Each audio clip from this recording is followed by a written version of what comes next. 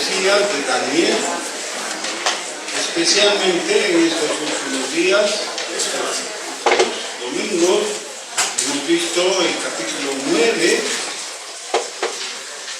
que contiene la oración del penitente del profeta Daniel, rogándole a Dios que le explique cómo son las cosas, lo cual desemboca en una interpretación de la profecía de las 70 semanas dada en Jeremías. Por favor, no asumamos una actitud de cansancio como, bueno, esto es muy complicado, finalmente, no importa. No, todos nosotros podemos entender. ¿Recuerdan el proverbio? En el libro de los proverbios dice que Dios se lleva bien con los entendidos. ¿Y cuáles son los entendidos? Los que adoptan la actitud de que voy a revisar esto hasta entenderlo. Lo voy a meditar, voy a rogar al Señor, y eso es lo que hace Daniel. Daniel es el típico entendido.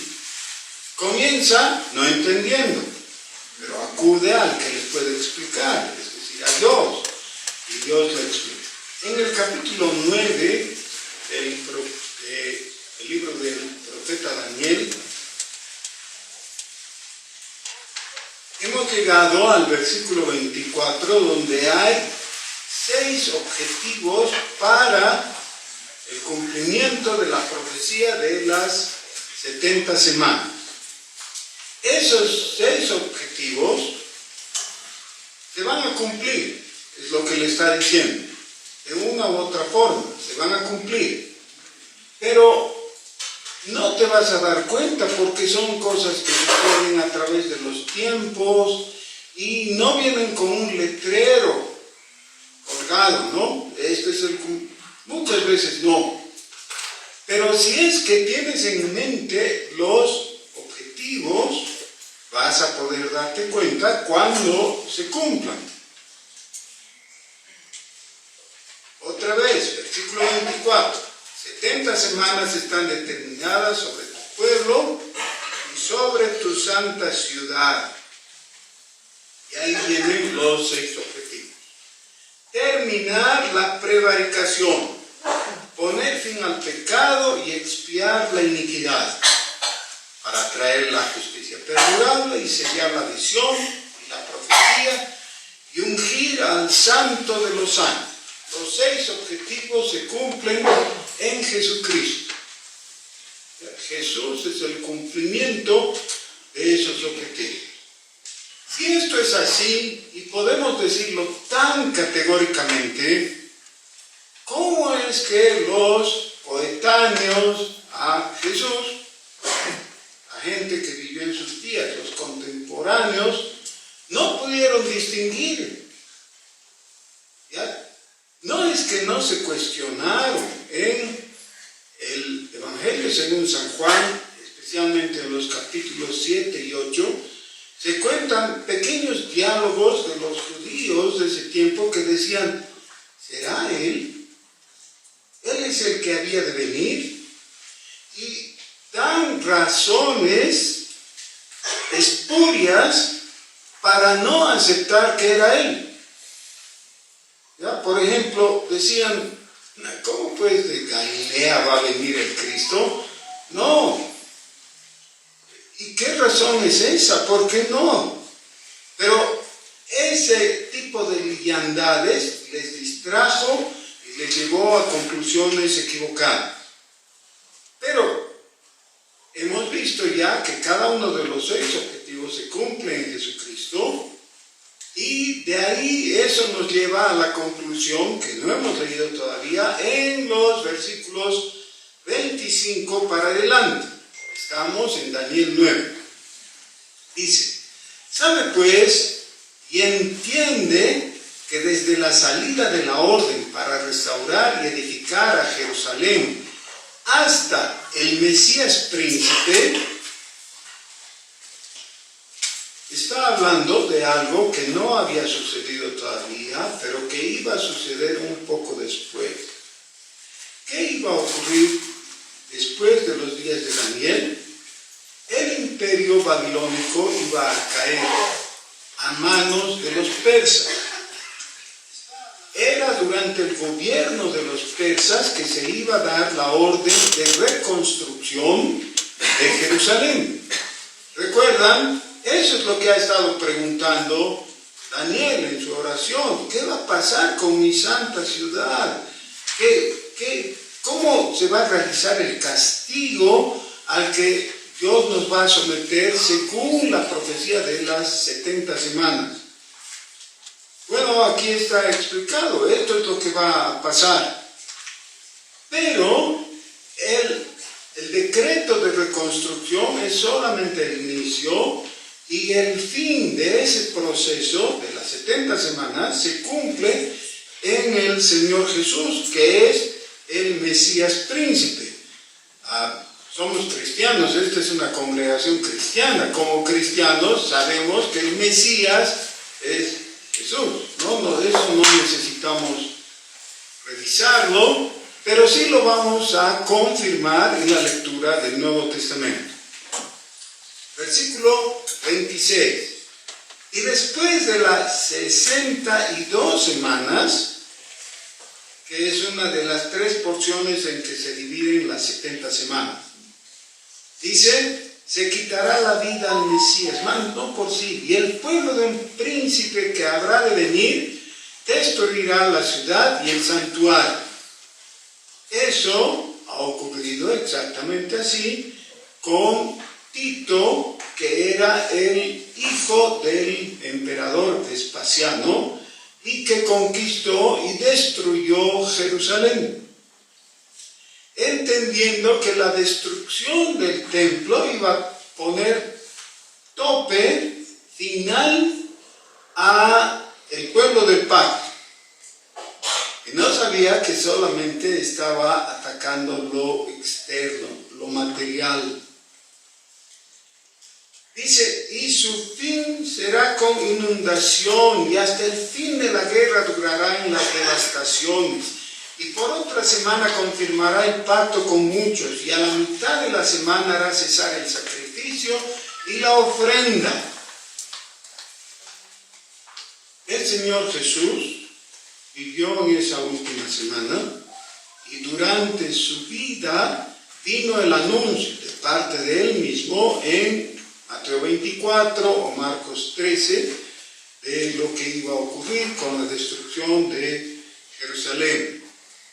Dice: después, con la muchedumbre de las abominaciones, vendrá el desolador hasta que venga la consumación, y lo que está determinado se derrame sobre el desolador.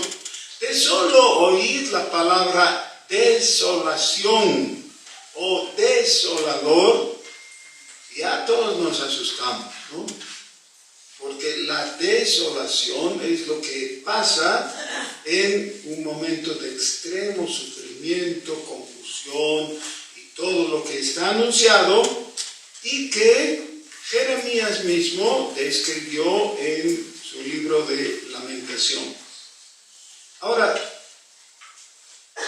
esto sería simplemente un anti-evangelio, porque evangelio quiere decir buenas nuevas, buenas noticias. Estas son malas noticias, noticias de destrucción y desolación, noticias de que todo ha llegado a su fin porque el templo no está más en su lugar. Y aunque lo que reconstruyeran, eso no asegura para nada que va a volver a tener la gloria de sus días. Ahora, recordemos qué gloria era esa. Cuando Salomón, en cumplimiento a las instrucciones que le había dado su padre David, construyó con lo mejor de lo mejor el templo de Jerusalén, esto no hubiera valido mucho si no fuera que la gloria del Señor bajó y llenó eso tanto que nadie podía entrar al templo. Ya, la nube de vapor, que significaba la presencia de Dios, llenó el templo físico, el templo de Jerusalén. Eso más o menos como 80 años después de la vida o del comienzo del reinado de David. Quiere decir, 920 años antes de Cristo aproximadamente. Bueno, entonces, nunca hubo un momento tan glorioso como ese. Lo más, digamos, cercano es cuando Dios habló con el pueblo de Israel en las faldas del Sinaí y después le dio la ley, ¿no? Ellos también ahí vieron en alguna manera la gloria de Dios. Pero aquí está hablando de que algo ya ha concluido, se terminó. ¿Ya? Y que se termine también, o sea, se consume lo determinado sobre el desolador, no sobre la ciudad desolada, sino sobre el desolador que era el conquistador.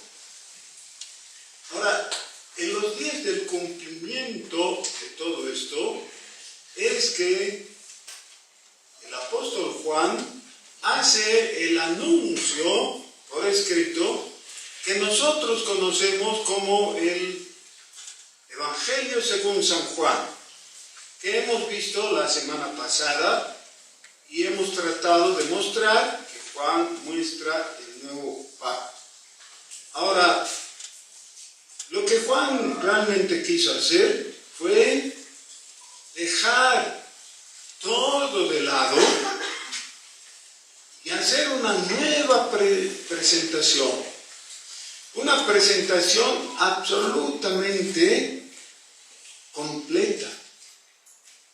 Por eso es que se remonta hasta antes de Génesis 1. ¿Qué dice Génesis 1? En el principio creó Dios los cielos y la tierra. Entonces Juan va antes de eso. Dice, sí, en el principio era el Verbo. Es decir, era el que después creó los cielos y la tierra. El Verbo era primero.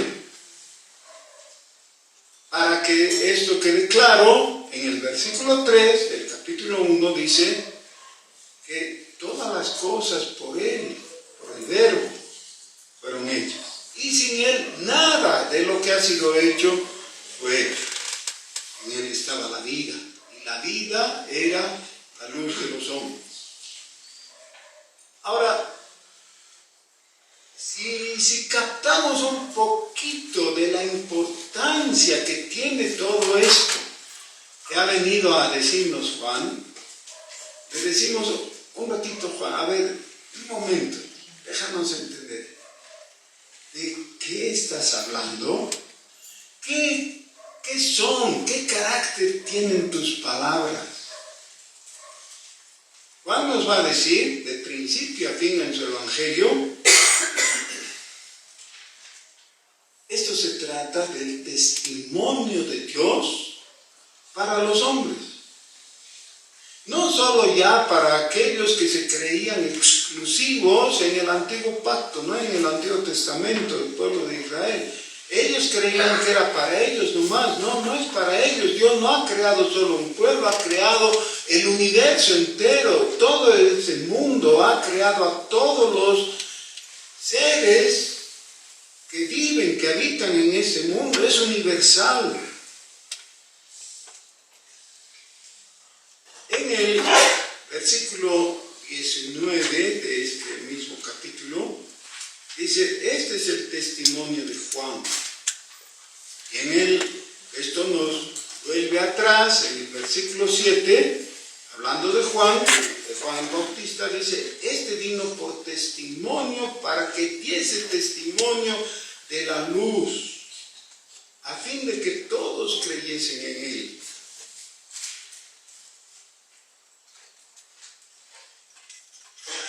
cualquier persona que esté a tu alrededor, tú la miras, le tocas el hombro o el brazo y le dices, oiga señor, señora, ¿usted cree? Y muchos van a decir, creo. Bueno, ¿y qué cree usted? Y va a poner cara de cansancio. Ay, a ver, pues, ¿qué creo? Creo nomás, porque de todas maneras yo no quiero ser clasificado como un incrédulo. Quiero ser un creyente, entonces creo. He escuchado los comentarios de los comentaristas de ese programa Diálogo en Panamericana y ellos hablan del discurso de nuestro nuevo presidente y dicen, bueno, la mayor parte de los comentarios eran positivos, ¿no? Bien. Hay una cosa que a mí personalmente no me gustó, comenzó todo citando a la Pachamama y tratando de explicar por qué estaba lloviendo, porque algunos lo tomaban como un mal augurio, ¿no? Cómo su presidencia va a comenzar con una lluvia aquí que perjudica, claro, el desenvolvimiento de los actos. Entonces, él, dándole una interpretación a lo que estaba pasando, dice, era la Pachamama, ¿no? Trayendo lluvia para hacer una limpia, dijo, ¿no? Para limpiar todo lo que el gobierno anterior había dejado de mal. Tal vez no se estaba dando cuenta que le estaba dando la eminencia o la preeminencia a la Pachamama. Pero después, en mucho de lo que han hablado, han mencionado a Dios, ¿no? Hasta aún se han bendecido mutuamente. Que Dios te bendiga. Sí, pero ¿saben qué? Por un mínimo de coherencia no se puede bendecir en el nombre de Dios, pero apoyarse o traer como respuesta a lo que ha ocurrido a la Pachamama. Eso, desde luego, está mal. Sin embargo, ese es el espíritu de sincretismo que está imperando en nuestra sociedad hoy día y en el mundo. En el mundo la ideología exige que la gente adopte una actitud de pluralismo en todo campo, pluralismo religioso también. Entonces no te hagas de mala sangre, tienes que creer. ¿En qué? Bueno, eso me recuerda a un amigo que lo iban a intervenir quirúrgicamente. Cuando de su habitación lo llevaron en camilla hacia el quirófano, el cirujano lo vio muy preocupado al que iba a ser intervenido. Claro, estaba preocupado y le dijo, no se preocupe, tenga fe.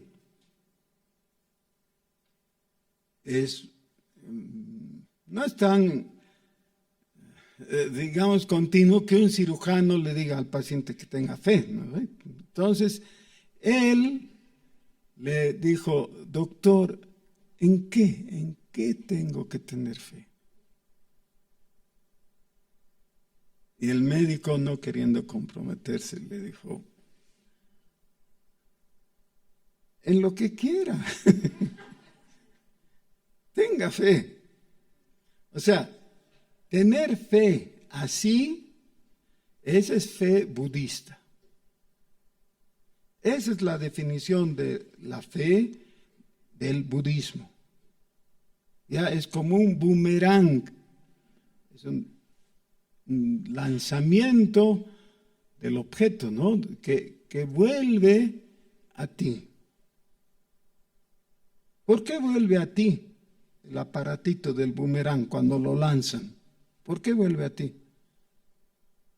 Porque en su recorrido no ha chocado con nada. Cuando tengo fe budista, puedo lanzar el boomerang y claro, no va a chocar nada porque no hay nada. entonces vuelve a mí. Y es muy propio del humanismo decir, ten fe en ti mismo. ¿No han oído eso? ¿Sí? ¿No les han dicho alguna vez?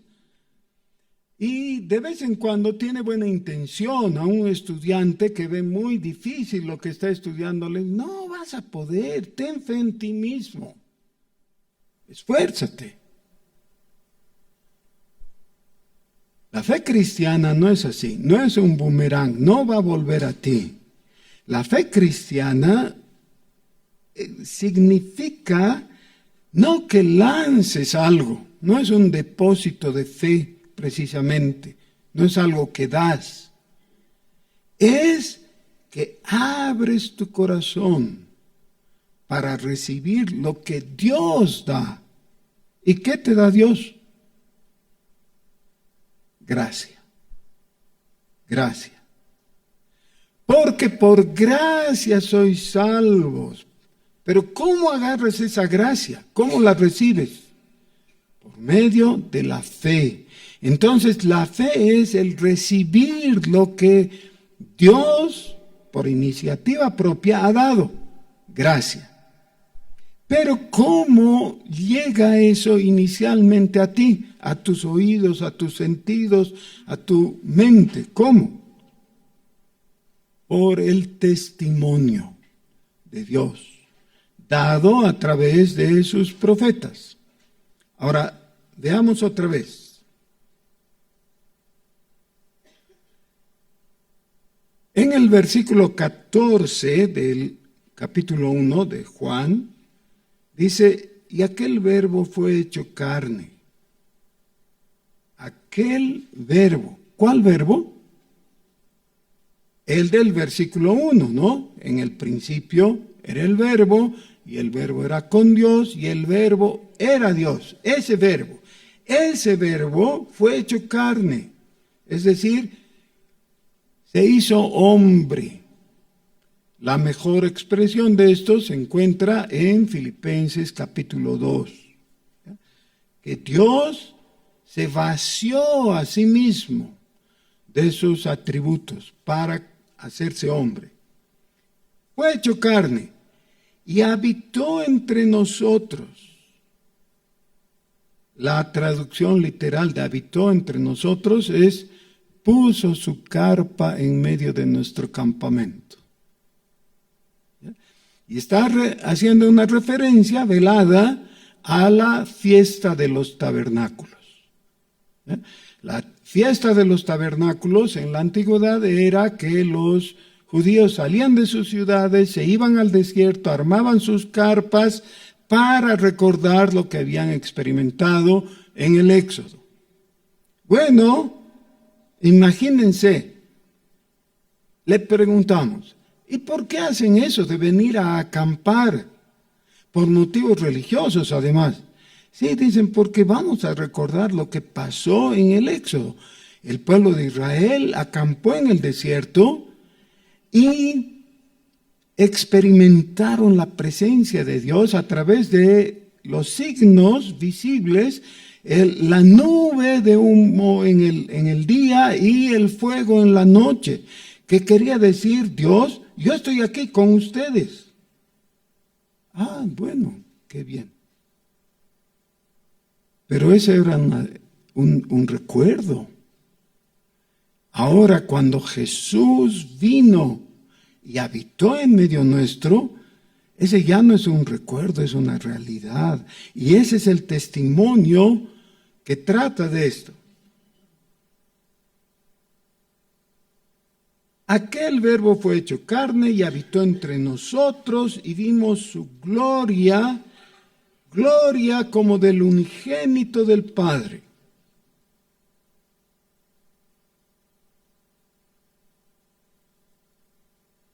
¿Dónde estabas? Le preguntan. Dice, fui a quedarme lo más cerca posible de Moisés, ahí en las faldas del Sinaí. ¿Y qué pasó? Dios habló. ¿Y qué pasó cuando Dios habló? No sé bien porque lo que sentí es que mi corazón se derritió. Todo signo de valor en mí se esfumó. Y tuve que decirle a Moisés, Moisés, por favor, que Dios no hable más. Si Dios nos sigue hablando, nos vamos a morir. ¿Cómo pues vamos a seguir con vida si Dios está hablando? Que hable contigo, por favor. Qué desconsideración, ¿no? Con Moisés. O sea, tú te mueres ya.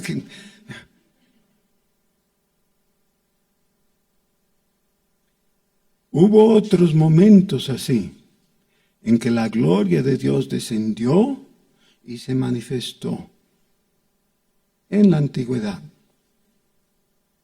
Ahora, Juan, el apóstol, refiriéndose al testimonio de Juan el Bautista, casi contemporáneo a él, dice, él dio el testimonio acerca de Jesús.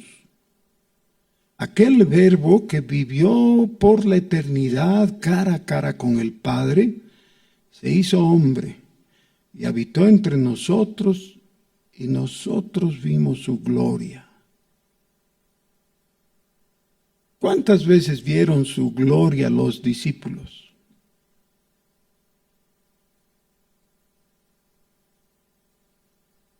Vieron varias veces, ¿no?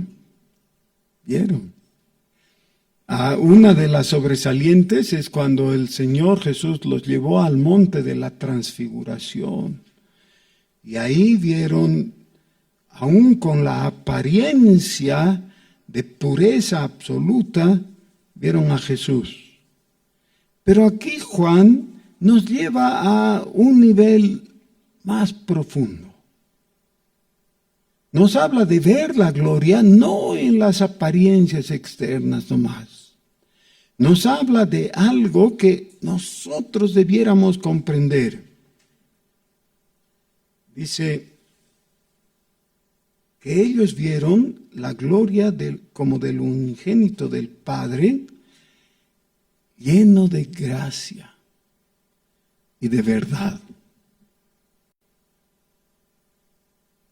Dos palabras a las que nosotros estamos muy acostumbrados porque las usamos así. Todos nosotros sabemos de memoria algunos versículos donde se menciona la gracia, ¿no? La gracia.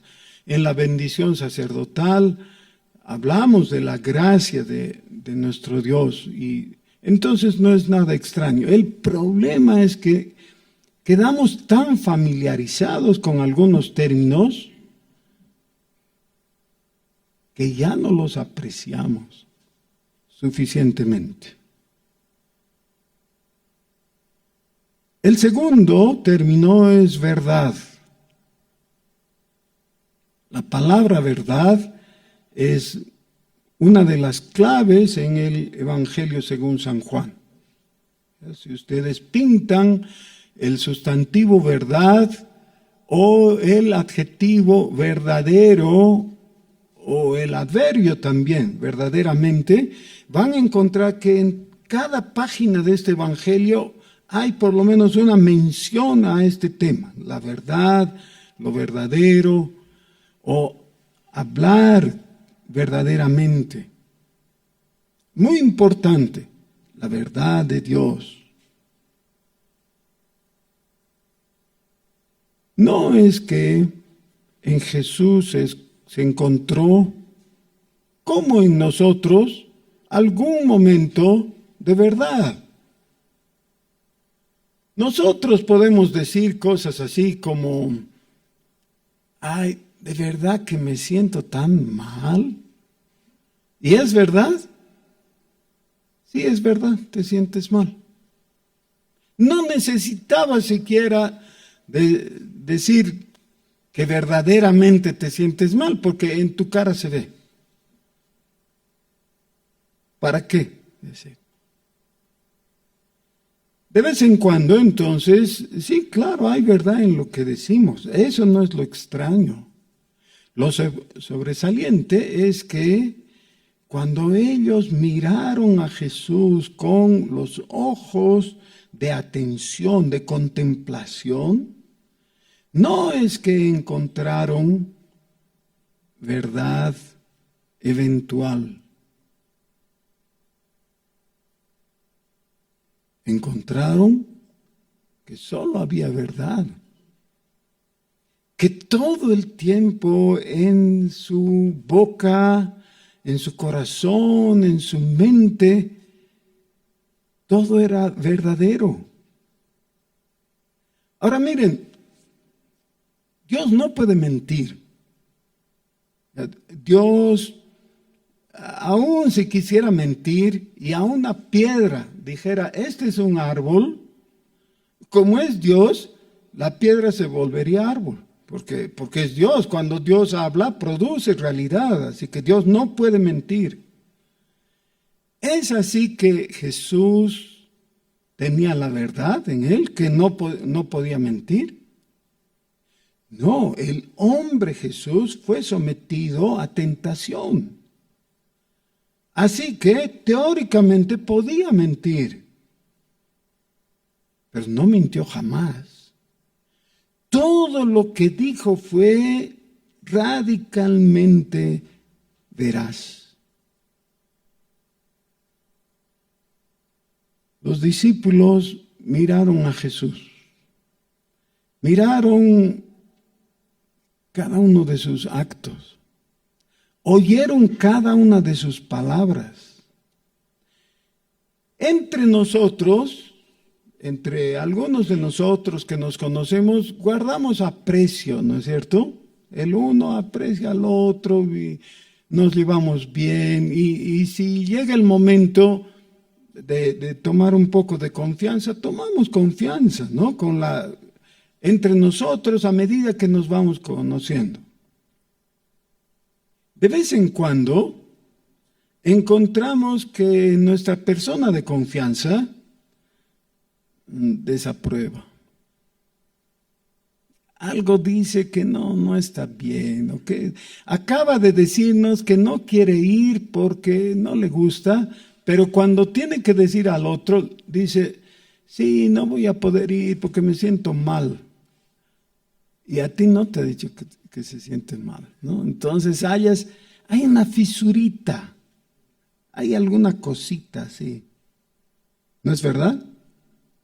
Entre nosotros solamente necesitamos poner atención y vamos a encontrar a veces no solo fisuritas, sino enormes grietas, ¿no ven?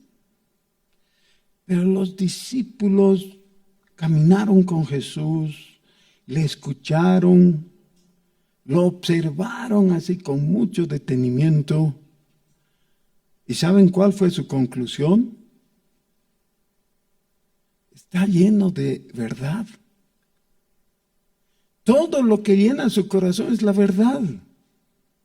No hay sombra, no hay fisuritas, no hay nada extra. Es la verdad, es íntegro. Y aún así, es lleno de gracia. Miren,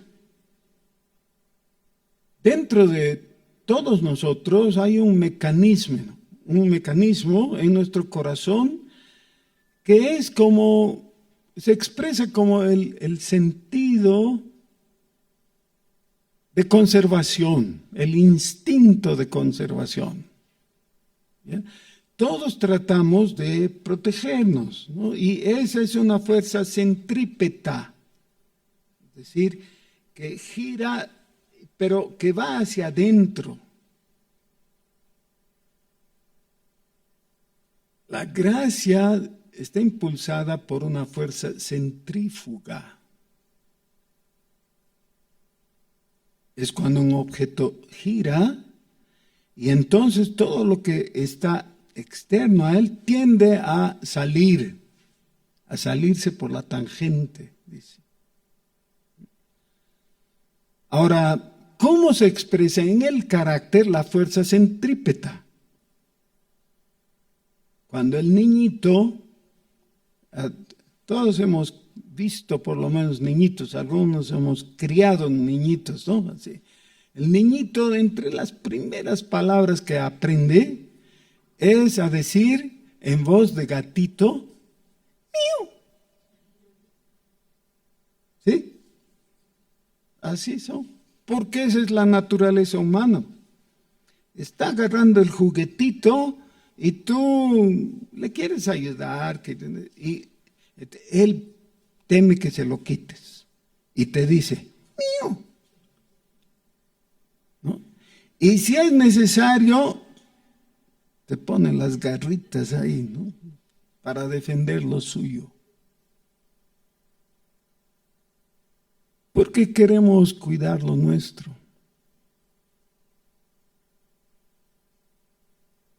Pero el Señor Jesús es lleno de gracia. Él quiere dar.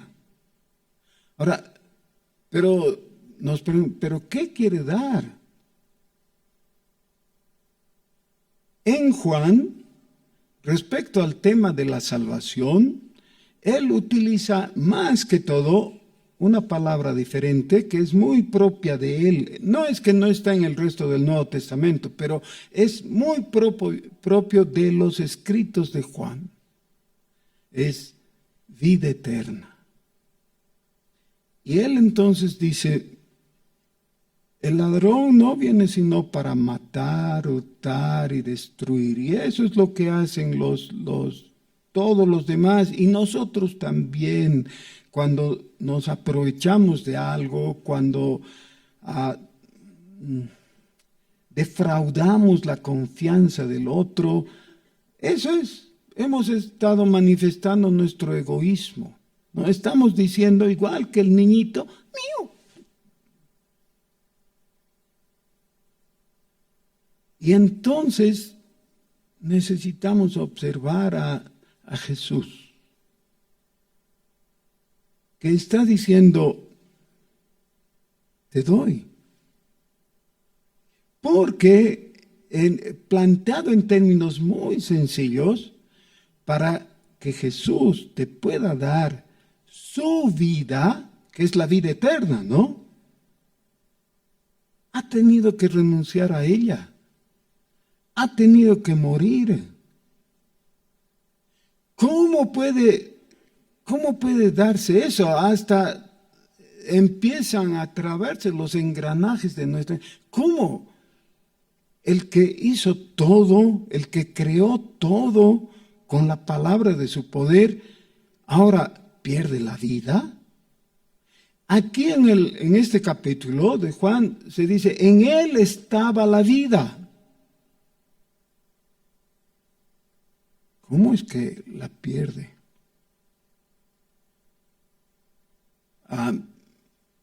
El apóstol Pedro lo describe este hecho en una forma inigualable, incomparable. Hablando con los judíos, les dice, ustedes han matado al autor de la vida. Así es. Sí, pero el Señor Jesús dice, en realidad nadie me puede quitar la vida. O sea, ¿cómo pues? Es un absurdo, ¿no es cierto? Hormiguitas insignificantes, ¿le vamos a quitar la vida? Sí, dice él, yo la pongo de mí mismo. Tengo poder para ponerla y tengo poder para volverla a tomar. Nadie me la quita. Si se trata de cuestión de poder, no hay poder en el universo para quitarle la vida. El poder que logró eso es su propio amor. Porque cuando Él te estaba mirando, estaba viendo que eres un ser que se estaba yendo voluntariamente al lago de fuego,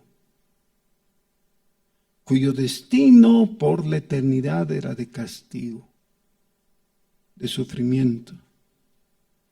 Y Jesús dijo, yo no quiero eso. No quiero la muerte del que perece, dice en Isaías. No quiero. ¿Qué quiero?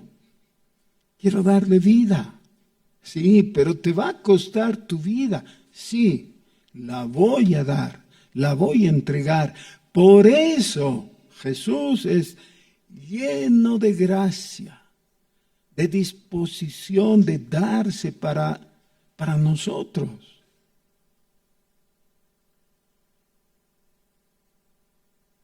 Miren, el testimonio apostólico se puede resumir en esto. Nosotros vimos su gloria. ¿En qué consistía su gloria? En que su ser es único, es lleno de gracia y de verdad. Si Jesús no fuera lleno de gracia y de verdad, nosotros no tendríamos chance de salvación. La salvación se produce porque esto funciona. Jesús muere en la cruz y paga por nuestros pecados y nos rescata. Ahora les hago la pregunta frente a lo que hemos visto. ¿En algún momento Jesús dijo, "Mío"? Él dijo así. Sí dijo. Con toda la fuerza centrípeta que uno puede pensar. Sí dijo. ¿Sabes cuándo? Cuando te tomó en sus manos y te abrazó. Y dijo, tú eres mío. Proféticamente eso está expresado en Isaías capítulo 43. Isaías estaba asustado por la situación que estaba ocurriendo, ¿no? Todo lo que veía, los movimientos políticos, veía la ceguedad y la dureza del pueblo de Israel que no resistía, no quería su llamamiento al arrepentimiento y su vida estaba en peligro. Y entonces Dios le habla y le dice unas palabras que se repiten muchas veces en la Biblia, pero cuando se dirigen a ti es cuando valen, ¿no? Dios le dice, no temas.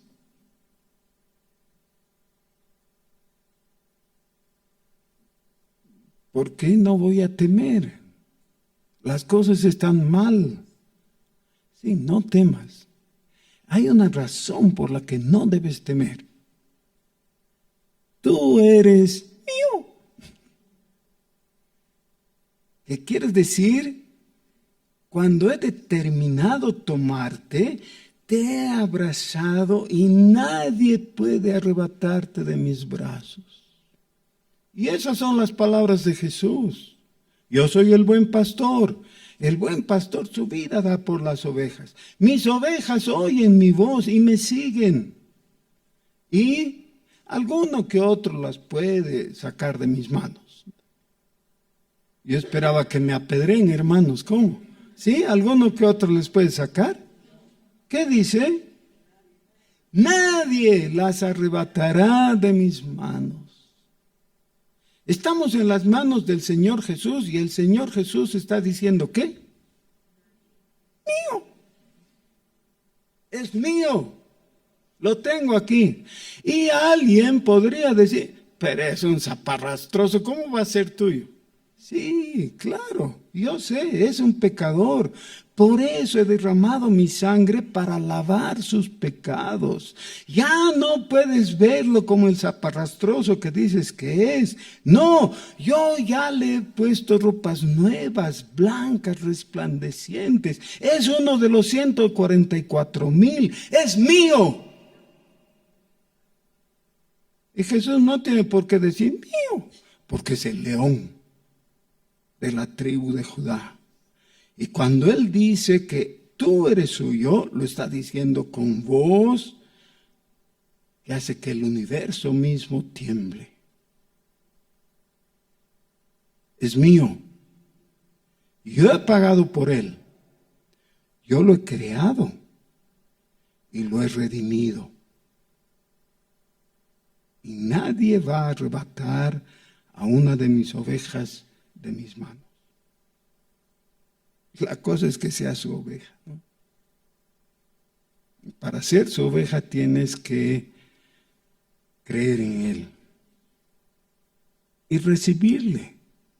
Porque los que le recibieron, los que creen en su nombre, son hechos hijos de Dios, ¿no? Han recibido la potestad de ser hechos hijos de Dios.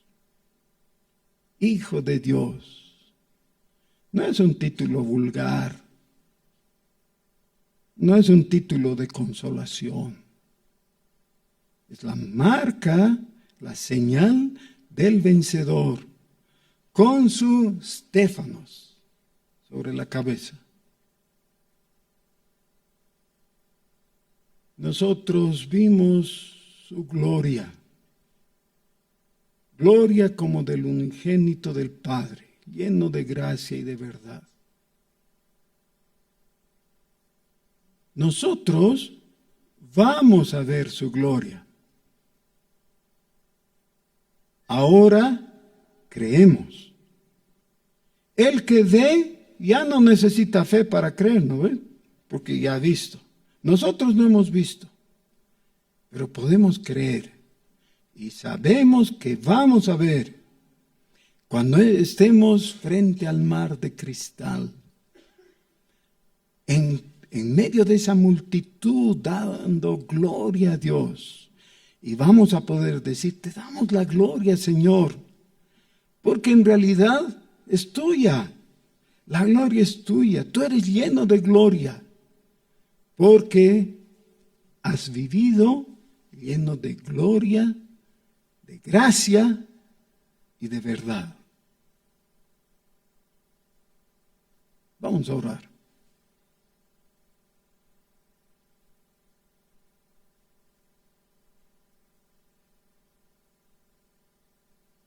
Señor, nosotros podemos decir como Isaías, somos de un pueblo de labios inmundos y nosotros mismos tenemos labios inmundos. Y aún así tú has tenido la bondad de mostrarnos tu gloria en las Escrituras, pero un día vamos a verte directamente, cara a cara. Nos vamos a gozar en ti. Señor, muchas gracias por revelarte a nuestros corazones. Tú eres el Dios eterno, creador de todo lo que existe. Y en tu corazón solo hay gracia y verdad. Y por esa gracia nosotros somos salvos. Y por esa verdad estamos firmes en ti. Gracias, nuestro Dios. Bendito seas. Bendito sea el nombre santo de Jesús. Amén.